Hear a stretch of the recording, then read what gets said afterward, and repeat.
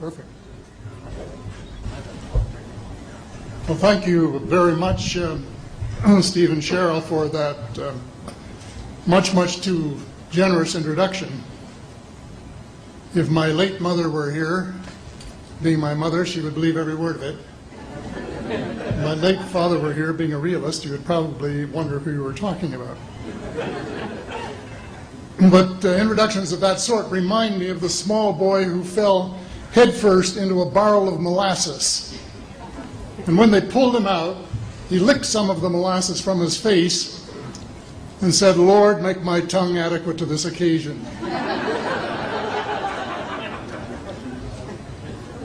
Well, actually, this is not my night for humor, and I'm not a match for either Stephen or George.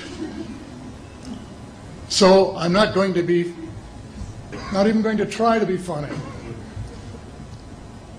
Except my first line, and that's after this wonderful banquet, I think that I have exceeded the feed limit. Bad humor, you better believe it. I wish that I were in a mood for good humor, but I'm not.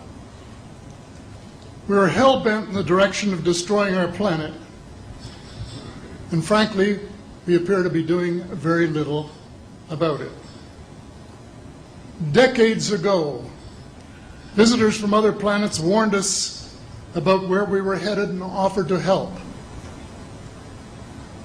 But instead, we, or at least some of us, interpreted their visits as a threat and decided to shoot first and ask questions after. The inevitable result was that some of our planes were lost, but how many were due to retaliation and how many were as a result of our own stupidity is a moot point. Wilbert Smith, one of the first Canadians to take an active interest in the subject of UFOs, asked the visitors about the accidental destruction of our aircraft by flying into the vicinity of a flying saucer. The response, and this is Wilbur's words, "We were informed that although a few of our aircraft had come to an unfortunate end by what they considered the colossal stupidity of our pilots, they were now taking corrective measures to avoid our aircraft." I asked them, and this is still Smith, I asked them what happened, and they said, well, the fields around the saucers, in order to hold them up, in order to produce the gravity differential, the time field differentials which were necessary to operate the ship. These sometimes produced field combinations which reduced the strength of materials to the point where they were no longer strong enough to carry the loads that the materials were expected to carry. Now, as we know, aircraft, particularly the military type, are built with a rather small factor of safety. And in these regions of reduced binding, the materials are no longer strong enough to carry the load, and the craft simply comes apart. When I read that, I was reminded of the late, great soprano Lily Pons, who used to smash crystal goblets with her high C. She would direct the sound at them, and something in the sound waves would change the structure of the glass, and it would fly apart. Well, this didn't satisfy our military chiefs, who must have thought that it was more important to secure American nuclear superiority, even though using it would result in the annihilation of us all, than to take the hint and start moving the planet back from the brink of global disaster. They, the military, must have been and still are so paranoid that they feel it necessary to use the visitors' technology to fight them off, rather than welcome them as partners in development, though they may have seconded a few renegades to assist them in what can best be viewed as diabolical developments. Stephen has said that talking about UFOs is passé, and that we should be talking or limiting our talk to exopolitics. Well, Stephen, I agree with you in theory, but in reality we have a problem when official U.S. policy insists that UFOs don't exist. The veil of secrecy must be lifted, and it has to be lifted now, before it's too late. It is ironic that the U.S. would begin a devastating war, allegedly in search of weapons of mass destruction, when the most worrisome developments in this field are occurring in your own backyard.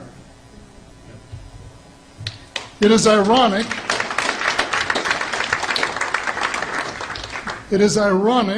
that the U.S. should be fighting monstrously expensive wars in Iraq and Afghanistan, allegedly to bring democracy to those two countries, when it itself can no longer legitimately claim to be called a democracy, when trillions, and I mean thousands of billions of dollars, have been spent on projects about which both the Congress and the Commander-in-Chief have been kept deliberately in the dark.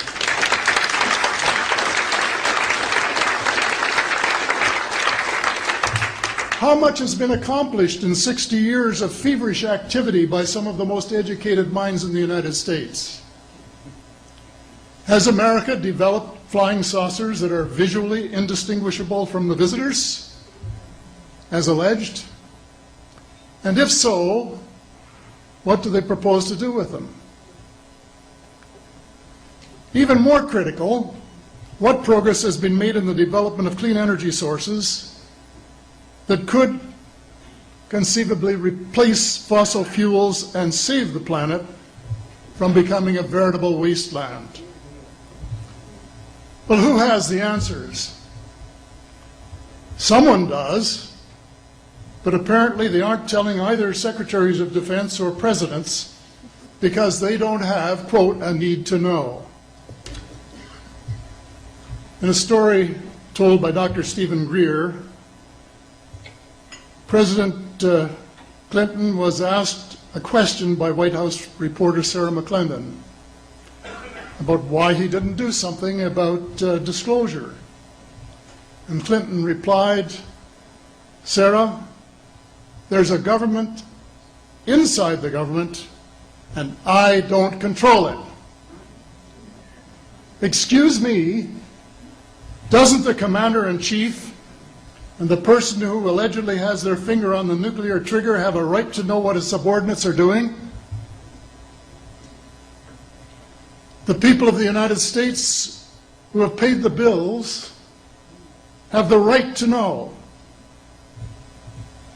The people of the world demand to know because it is our descendants too whose lives are in mortal danger.